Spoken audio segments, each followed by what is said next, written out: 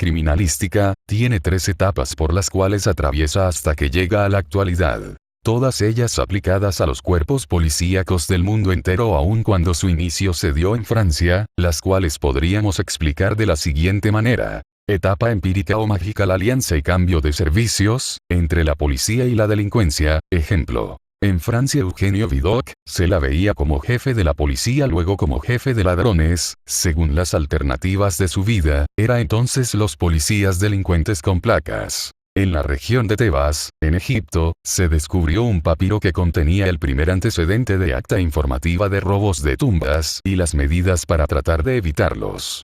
Asimismo se conoce el caso de Daniel, un personaje bíblico, que decidió mostrarle al rey de la región en que vivía que quienes aprovechaban las ofrendas, eran los sacerdotes y sus familias, lo que le atrajo la desconfianza del mismo.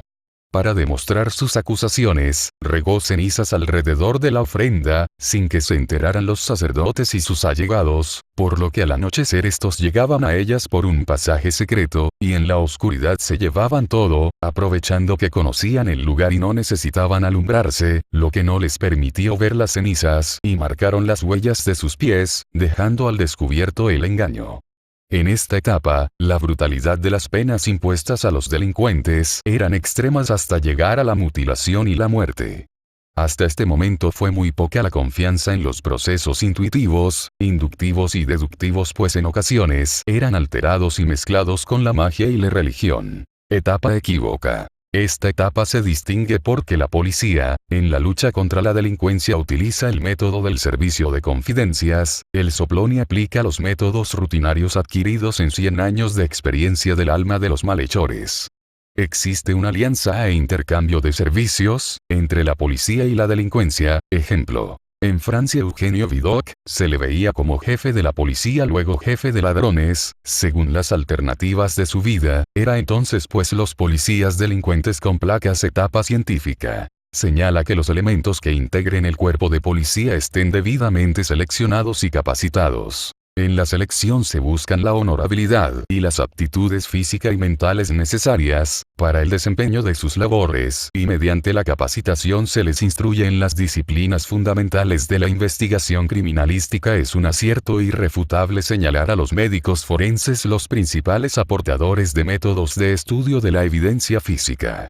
Esta aseveración se ve confirmada en la historia de la criminalística. Desde el siglo XVII facultativos ilustres se han venido ocupando del problema que la identificación de los delincuentes planteaba.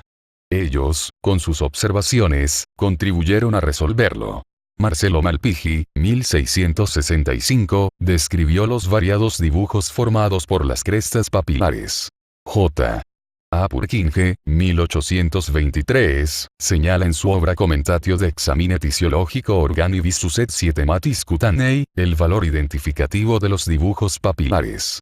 Henry Fowles, 1879, del Hospital de Tsukiji, Tokio, afirmó que las impresiones dactilares eran un medio más seguro de identificación que la fotografía, en virtud de que los dibujos papilares no variaban durante toda la vida. Además señaló el valor identificativo de las huellas dactilares encontradas en el lugar de los hechos.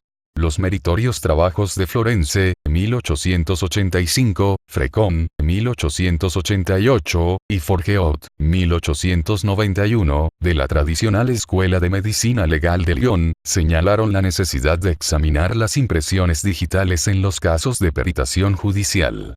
Los anatomistas Ferré, Testud y Barigny recomendaron determinados sistemas para clasificar las impresiones dactilares. Lecha Marzo, Eugenio Stokis y Rodríguez Ferrer apuntaron el uso de las impresiones palmares con fines identificativos. Otros sistemas de identificación fueron propuestos por los estudiosos de la medicina, a saber, el Capdevielle, basado en la descripción del ojo y de la región orbitaria, el de Avert y de Ch. Vianney, fundado en las características de la cicatriz umbilical, el de Israel Castellanos, el cual estableció la fórmula dentaria, el de Emilio Bellabrún, fundamentado en las características propias de las uñas, el de J. Jacoel, basado en las características del trazo electrocardiográfico, el de Salvatore Ottolenghi, fundado en las características psicológicas de los individuos, y por último el de Levenson, fundamentado en las características de los röntgenogramas. También a los médicos forenses les corresponde el mérito de haber iniciado el examen de la evidencia física encontrada en el lugar de los hechos. El autor del voluminoso libro Ziyuan Lu, publicado en China, en 1248, recomendaba registrar e investigar minuciosamente el lugar del delito.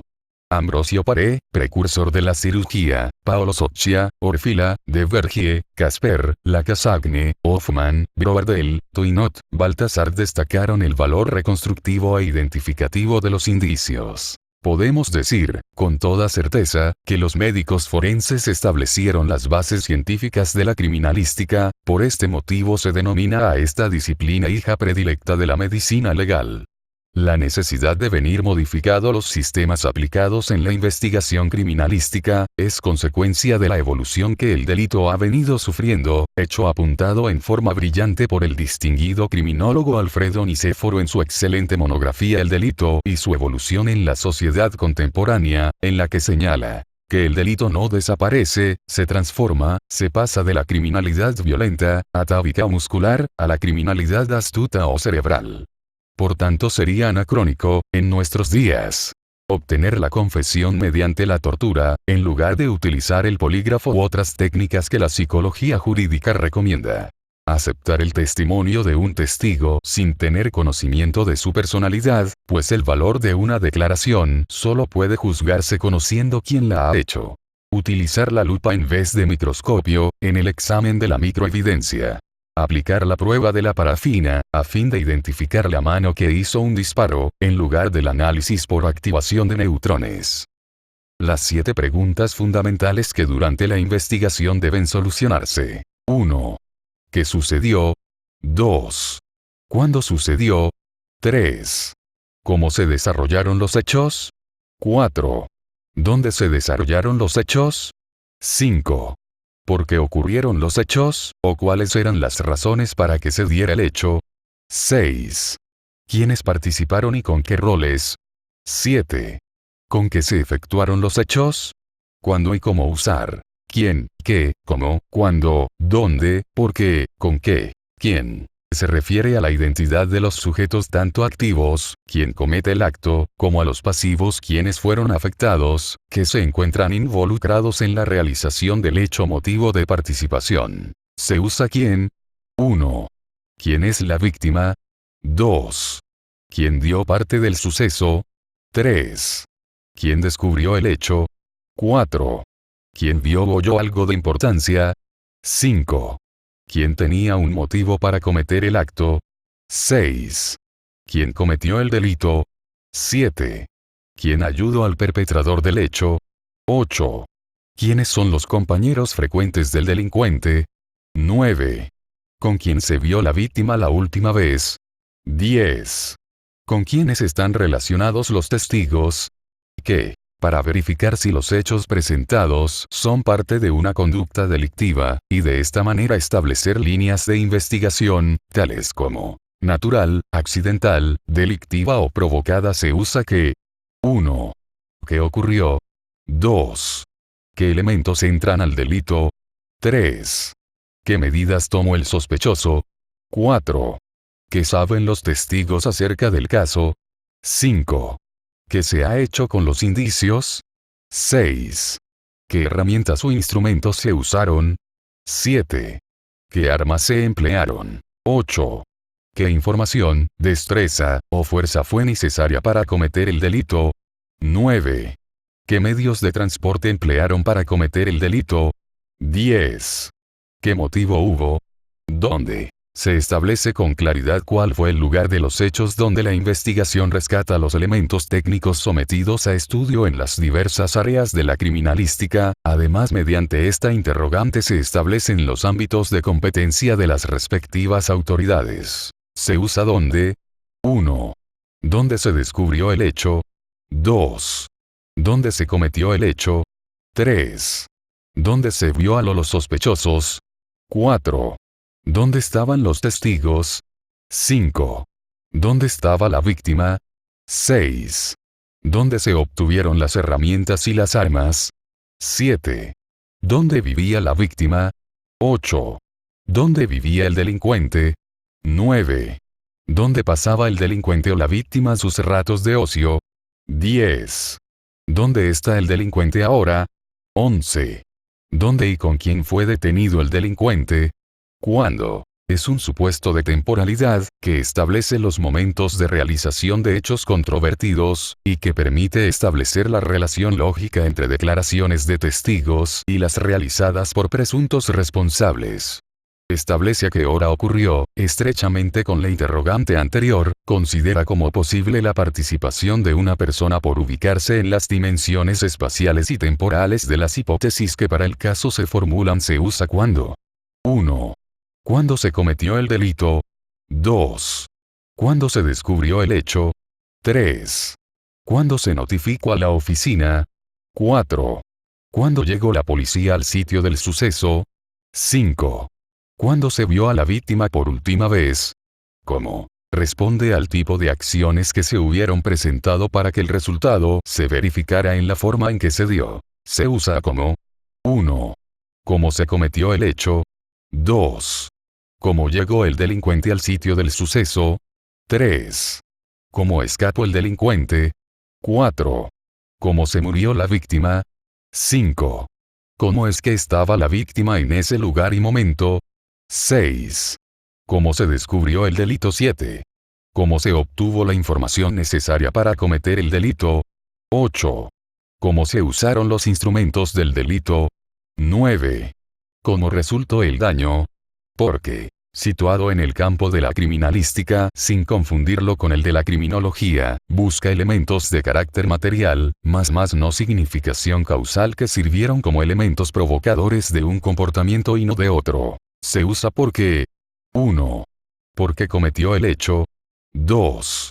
Porque usaron determinadas herramientas. 3. Porque empleó un arma determinada. 4. Porque fue esa la víctima. 5. Porque fueron testigos. 6. Porque se niegan a declarar. 7. Porque actúa de esa forma el delincuente. 8. Porque se atribuye al mismo sujeto los delitos. 9.